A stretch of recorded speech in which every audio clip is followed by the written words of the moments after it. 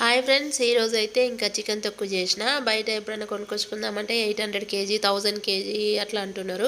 అర్ధ కిలో తెచ్చుకుందామన్న 400 అయితే ఒకసారి మనమే ట్రై చేద్దాం అన్నట్టుగా ఈరోజు 1 కేజీ చికెన్ తీసుకొచ్చి అందులో నుంచి బోన్స్ తీసేసరికి మెత్తడిది ఒక అర్ధ కిలో వెళ్ళి దాన్ని శుభ్రంగా వాష్ చేసి పక్కన పెట్టుకొని ఇంకా దానికి కోసం మసాలా దాల్చిన చెక్క 2, ధనియాలు, జీలకర్ర, ఆవాలు, మెంతులు, ఇలాచి, లవంగాలు అవి కొంచెం డీప్ ఫ్రై చేసి పొడి చేసి పక్కన పెట్టుకోవాలి.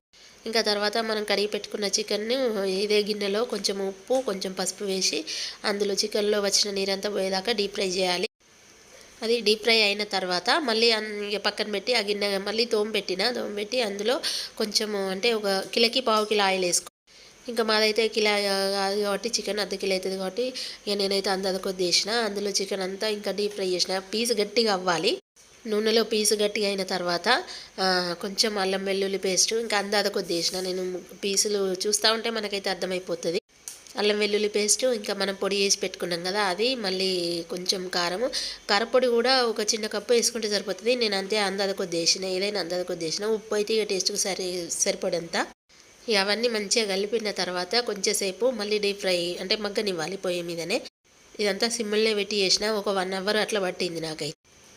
అది చల్లారాలి. చల్లారిన తర్వాత కొంచెం ఒక 2 నిమ్మకాయలు పెద్ద సైజువి అంటే మనం కిలో అనుకోండి, ఒక 4 నిమ్మకాయల రసం వేసుకోవాలి. అర్ధ కిలో కాబట్టి ఒక 2 నిమ్మకాయల రసం అయితే కలిపి ఇంకా మొత్తం చల్లారినాక కలిపి పక్కన పెట్టి కొంచెంసేపు మూత పెట్టి పక్కన పెట్టి ఇంకా తర్వాత డబ్బాలోకి ఎత్తి పెట్టుకోవాలి. చూద్దాం టేస్ట్ ఎట్లవుతుందో. మేమైతే సండే, మండే, ట్యూస్డే 3 రోజులు తినము.